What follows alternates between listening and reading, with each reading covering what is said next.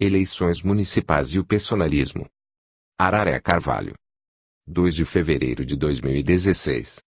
Estudos nas áreas da ciência política e da sociologia identificam que o eleitor brasileiro é extremamente personalista e pragmático na escolha de seus candidatos. O descrédito da classe política, a desconfiança geral em relação aos políticos, aliado a uma percepção de ineficiência da política, geraram um eleitor ainda mais cético.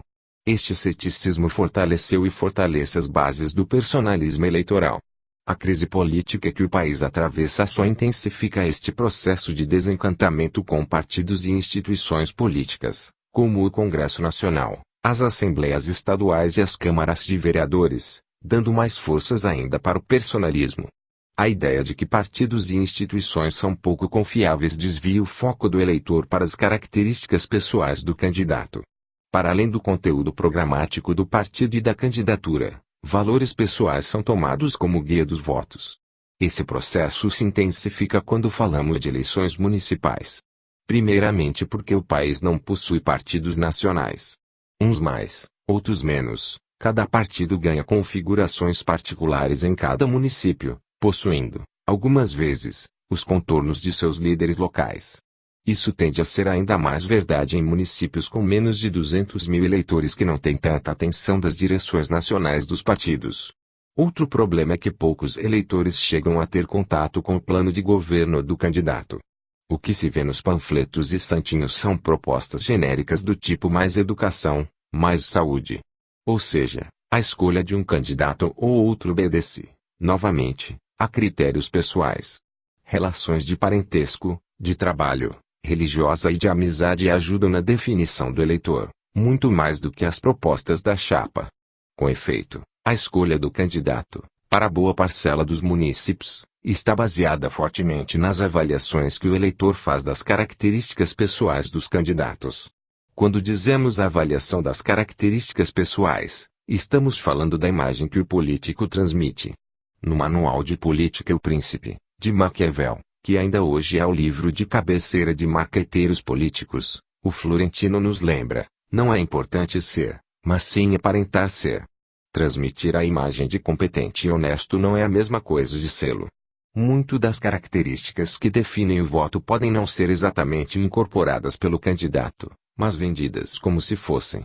Levantado esses pontos, as eleições municipais, ainda que seja um espaço por excelência onde o voto personalista ganha mais força, também pode ser o locus de uma mudança de paradigma na política nacional.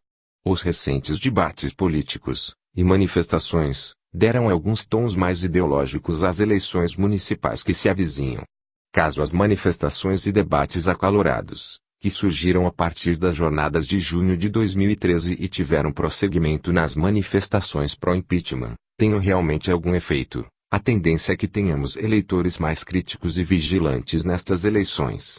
O desafio é compreender se crentes o suficientes para escolher alguém, ou descrentes a ponto de fazer aumentar, como em 2014, os votos brancos e nulos. O município, pela proximidade que os eleitores têm do candidato e pelo acesso mais fácil ao passado e índole dos concorrentes, talvez seja o espaço desse aprimoramento. Ao eleitor, caberá buscar as propostas reais e factíveis dos candidatos. Proposta e fonte de financiamento para concretizá-la. Saber quais são as atribuições de cada instância do Estado, qual é o papel dos vereadores e dos prefeitos. Pós-Constituição de 1988, os municípios tomaram uma importância muito grande na descentralização administrativa e na criação de políticas públicas. Chegou a hora desta importância a ser percebida pelos eleitores agora mais qualificados. Espera-se, assim, que o resultado seja prefeitos e vereadores melhores. Araré Carvalho, presidente do Núcleo Buscando Soluções, professor de Ciência Política da Unifeb, doutorando em Ciências Sociais pela Unesp e articulista do jornal A Cidade de Barretos. Voluntário do Movimento Voto Consciente. Esse blog é feito em parceria com o Movimento Voto Consciente. Todos os autores envolvidos são voluntários da organização e 2 textos são publicados por semana. As opiniões não espelham, necessariamente, o que pensa o Movimento Voto Consciente, mas carregam, como valor essencial à democracia, a diversidade expressiva de opiniões de seus analistas, todos estudantes, mestres ou doutores em ciência política por renomadas universidades.